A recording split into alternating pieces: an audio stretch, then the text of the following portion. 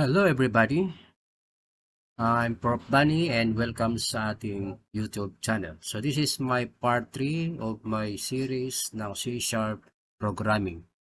No? So this content is created and designed for the grade 12 student para makapag-review sila sa mga na-miss nila mga discussion na naka face to face. So meron sila pagkakataon para mag-review.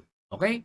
So, let's start. So, ngayon mag-open ako ng Visual 2012, no? Then, start new project, Visual C# console. So, ilalagay natin ngayon dito sa ilalim is part 3. Okay. Then, click lang natin yung okay. So, dito ngayon, so na-discuss naman natin yan, yung lahat ng mga functions yan, about the using system, namespace, static, and this time tuloy-tuloy na tayo. So, okay? So, mag-create tayo ng console. So, mag-click lang. Okay, enter dot right line. Okay, then open and close. Double quote. Another one. Then we have the semicolon for the end of the program. So, dito guys, ang gagawin natin, maglalagay ulit tayo ng ating magiging output. No? So, systems.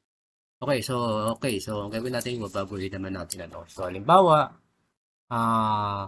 this time, yung gagamitin natin, paano ba mag-create ng yung tab, no? Para dun sa tinatawag natin na cleaner spacing.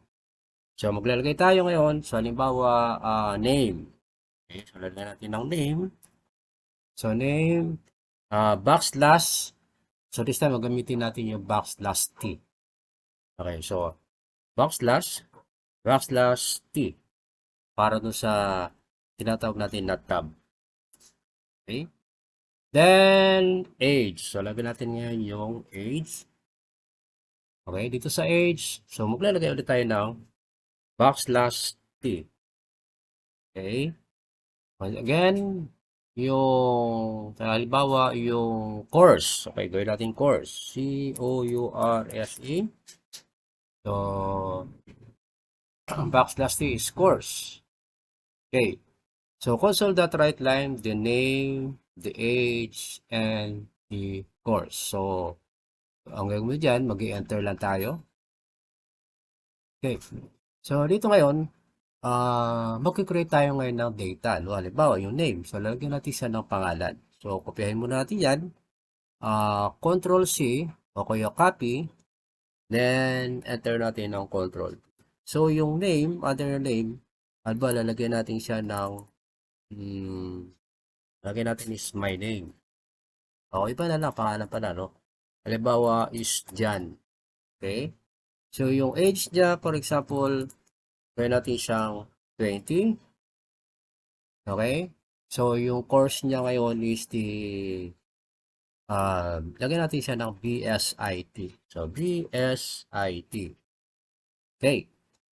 So, once na i-run natin yung program dyan, magkakaroon siya ng output na name is John, age is 20, and the course is the BSIT. So, debug, start debugging.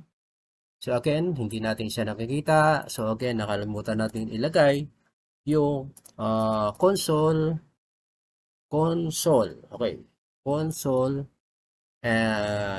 arrow up, enter, dot, red key, okay. Then we have the open and close parenthesis and with the semicolon. Okay. So, debug. Start debugging. So, kung makita natin dyan, meron siyang name, age, and course. Using only the backslash t. Kaya kung halimbawa, magdadagdag pa tayo dito guys. Ano? So, again, backslash t. Lagyan natin siya ng halimbawa, gender. So, lagyan natin siya ng gender. Okay, dito sa ibaba, okay, so maglalagay tayo ng backslash t. So, backslash t. Okay, then, male. Okay, natin siya ng male. So, pag i-run natin yung program, debug, start debugging. Yo, so napakalinis, diba? So, name, age, course, and gender. So, kung kailangan natin ng mas marami, okay, halimbawa, mas maraming ano dyan, so control that right line, so copy, enter, then control V. So, babaguhin na natin ulit yung pangalan. Okay?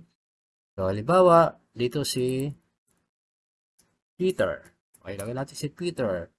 Yung age niya is 30. Okay, yung course niya, lagyan natin siya ng BSIS. Okay, so yung gender niya is male. So, debug, start debugging. So, yun, makita natin name, Peter and John, age 30-20, course BSIS, and gender male. Gender. So, hindi natin nabago yung gender. Okay. Okay, so gawin natin siyang male. So, debug, start debugging. So, napakalinis guys, using only the top sign. So, paano kung magkaroon tayo ng tinatawag nating na space? Okay, so halimbawa, maglalagay tayo ng \n. Okay, so debug, start debugging, meron na siyang tinatawag natin na space. Okay, so name, so halimbawa si Peter, so lalagyan natin siya ng \n. Debug, start debugging, so Peter, okay. So, yun yung function ng \n to create a new line. Console that right line creates a new line, \n to create a spacing or create a new line kung gumagamit lang tayo ng isang console.write line. So, ganun lang kasimple guys, using the \t para magkaroon tayo ng cleaner space. So, ibig sabihin naka-arrange siya. Okay?